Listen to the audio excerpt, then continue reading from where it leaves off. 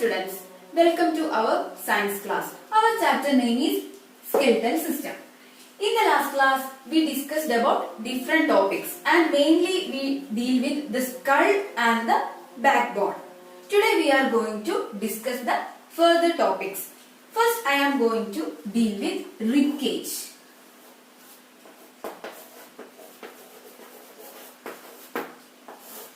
Ribcage.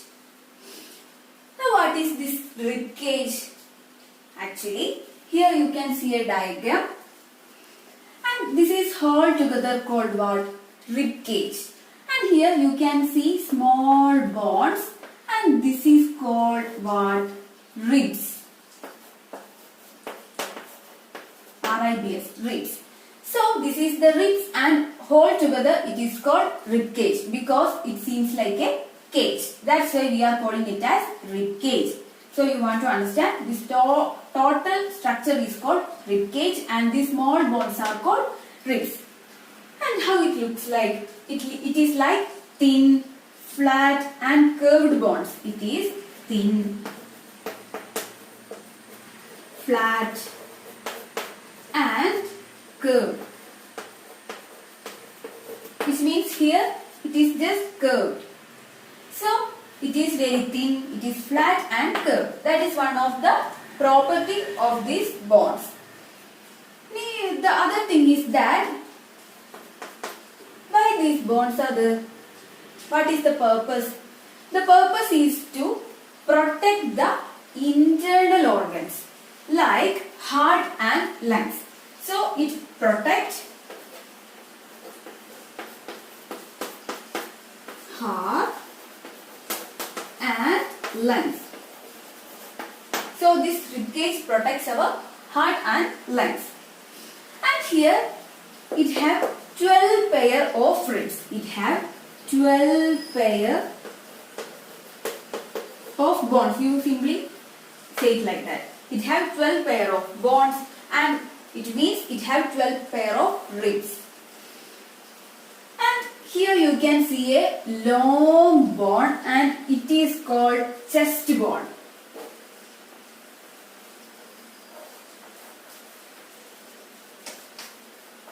Chest bone.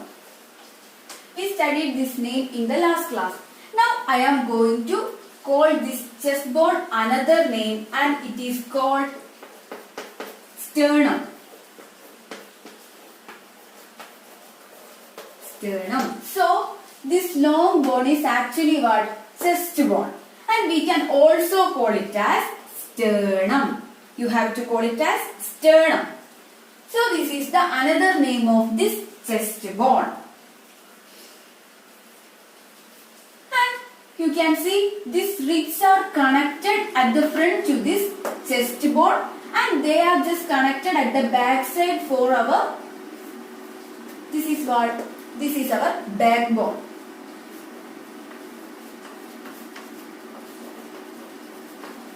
This is our backbone. So at the front these ribs are connected to our chest bone or our sternum and they are connected at back side of our backbone. So you can see here one pair of bones and there also another pair. Totally 2 pair of these ribs are not connected to our chest bone. And these bones are called floating bones. They are called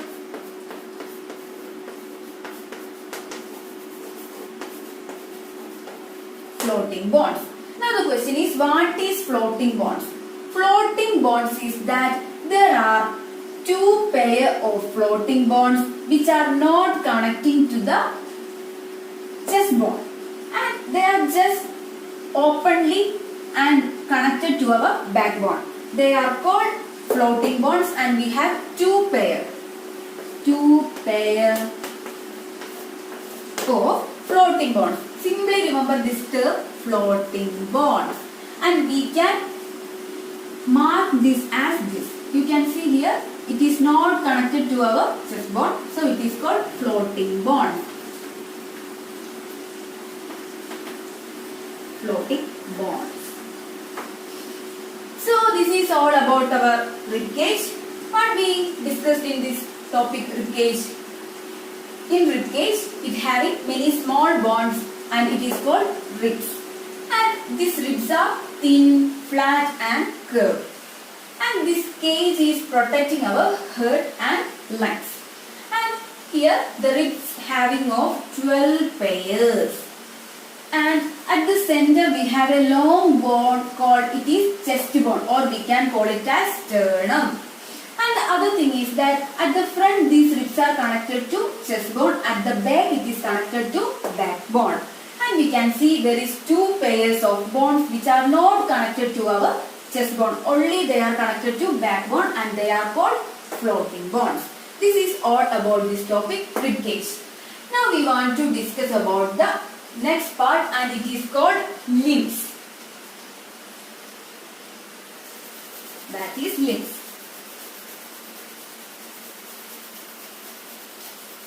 What are these limbs?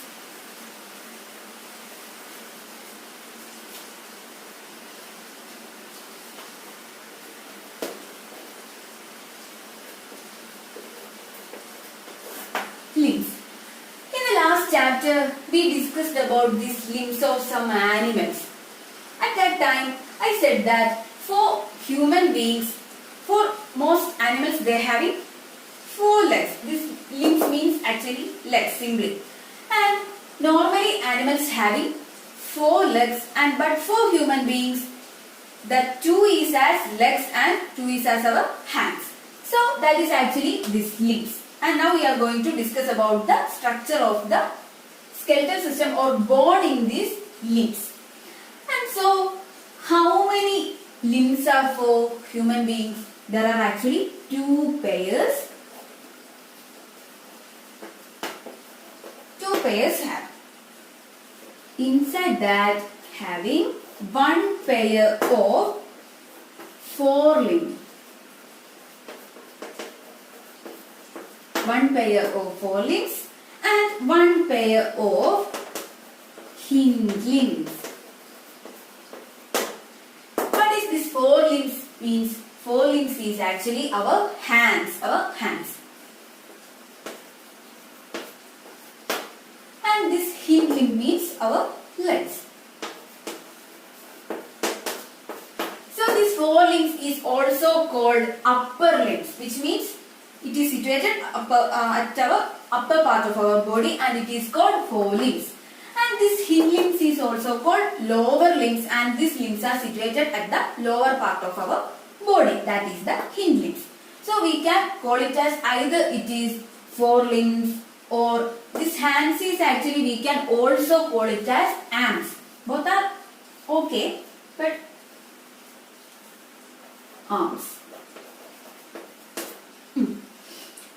Arms and this is legs. So from here I call these 4 limbs as upper limbs and this as lower limbs. All are correct. You can call it as your favor. So now we are going to discuss about the upper limbs.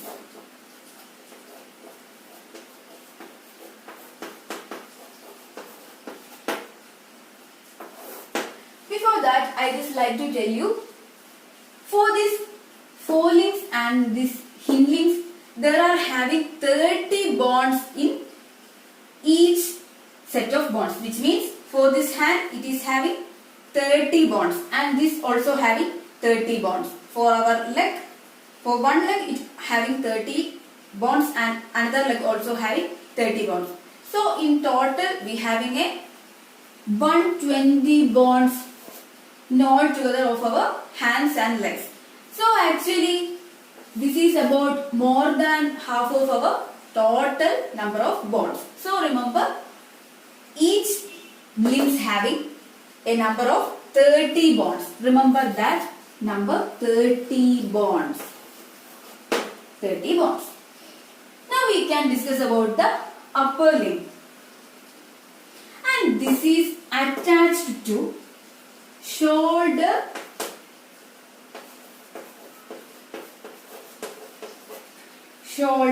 girdle. This is attached to the shoulder girdle, which means what? It is actually connected to our shoulder, which means that this is the joint for this hand. That simply means it like that. So remember this term. And next, the next point is that we want to mark the parts. So you can see here a diagram, and here in the last class we studied this as the name. What it is, the upper arm bone. Now I am going to call it as humerus. Both are correct, but this is the proper name, humerus. So this is the upper part bone and the name is humerus. And now this is ulna. And this bone is the radius.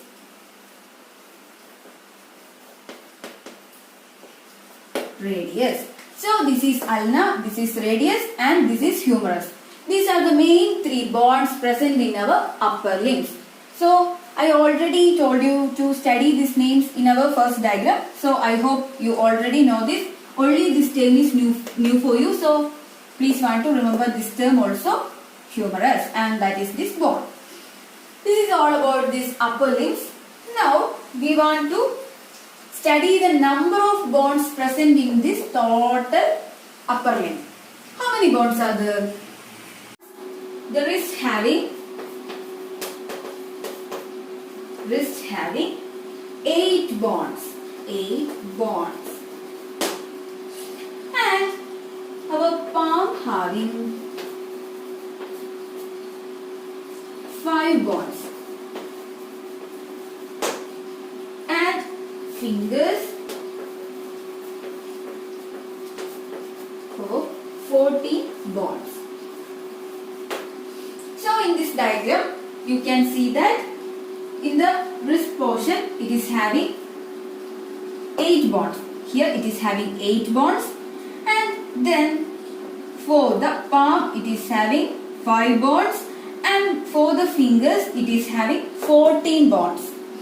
And this is about the upper limbs. Remember this number of bones, and when you add these you don't get 30. You get the number of 27, 28, 29 and 30. When you add these 3 also, then your sum will be 30. So this is all about this upper limbs. Now you have to study about the lower limbs. And the need diagram is there in your textbook. You please want to remember these terms. No need of draw this in your notebook, but want to remember these terms.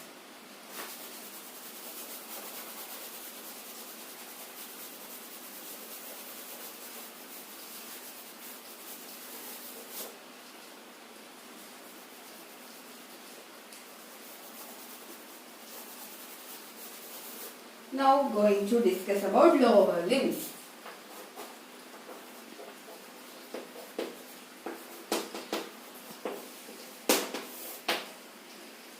So this lower limb is attached to hip digit, which means it is attached to hip, and this is the joint. So remember this term. And the next point is that this also having 30 bones. This is also having 30 bones, and for here the name is femur. In the last class we studied this as the thigh bone, and it also having a name called femur.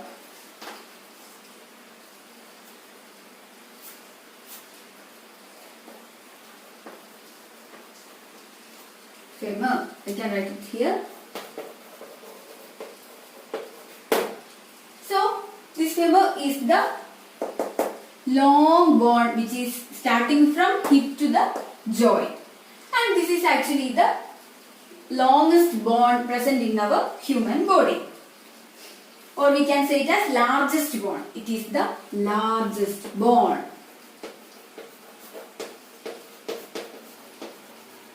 So which is the largest bone present in our human body? It is the thigh bone or this femur. So the next we have some other bones also. So this is our tibia. We already studied it. Tibia. And here also having a bone. And what is its name? It is fibula.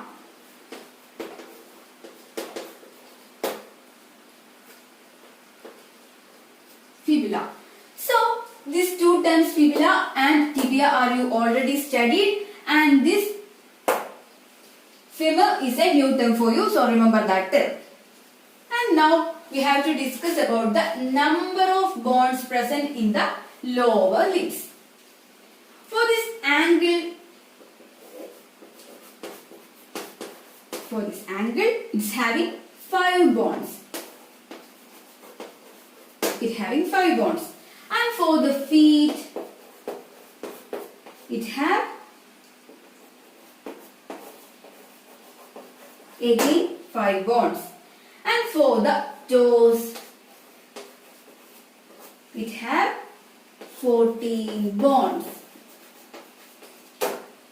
So this is the number of bones present in the lower limbs. For the ankle, it is having 5 bones. For feet, it is also having 5 bones. And for the toes, it is having 14 bones. This is all about the lower limbs. In this topic, okay, before that I just want to tell you something. What we are using for these forelimbs and these hind limbs? We are using these forelimbs to push something or pull something, or what other things we can write, or we can grab something. Like these are the things we are doing with the forelimbs. And what are the things we are doing with the hind limbs? We can walk, or we can move from one place to another, or we can run, like things we are doing with the hind limbs. These are the things we are doing with the forelimbs and hind limbs. Just read it. It is there in your textbook. So in these limbs we discussed about there are 2 pairs of limbs are there in the human body. The first one is forelimbs and the second one is hind limb, and each having 1 pair, and the diagram is this. Remember the names in that. This is all about these bones. And now we want to discuss about the functions of the skeletal system. We are not saying about the specific function of certain bones. We are actually saying about the total system, what is the function.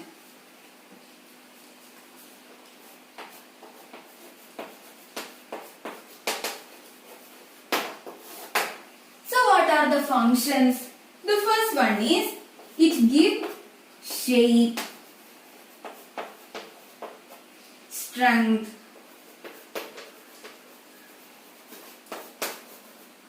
and support to our body. So the first function is it gives shape, strength and support to the body. That is the first function of the skeletal system. The second one is that it protects the internal organs. It protects internal organs.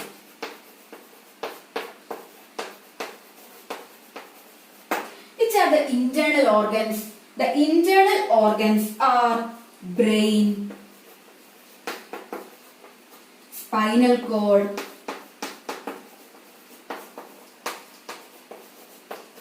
then heart, lungs, etc. So these all are the internal organs. So the other function of this skeletal system is to protect the internal organs. That is the next function. Now we can discuss about the third function. It is this help to move. This help to, which means the skeletal system helps to move with the help of muscular system or muscles. With the help of muscles. That is actually we can't move without the muscles. We will discuss in this chapter later. So now just study that this skeletal system helps to move with the help of muscles. We only can move if we having both the skeletal system and the muscles also. So that is the next function. And we also have one more function, that is these bonds help us to produce RBC. This help in formation of RBC. What is this RBC? We actually studied it in the first part. That is the red blood cells, or we can say it as red blood corpuscles. That is actually right. So you simply study the red blood cells. So these bonds are helping in the formation of RBCs. This is the 4 functions of our skeletal system. I simply once again repeating, it helps to, but it gives shape, strength and support to the human body. The first point. The next one is it protects our internal organs like brain, spinal cord, heart, internal system or internal organs like all of the organs. That is the next point. The third point is helps to move. This skeletal system helps to move with the help of the muscles. Don't cut this term muscles. That's also important in that function. And the next is it helps to form RBCs. This is all about the functions. So you want to study the functions of the skeletal system. This is important.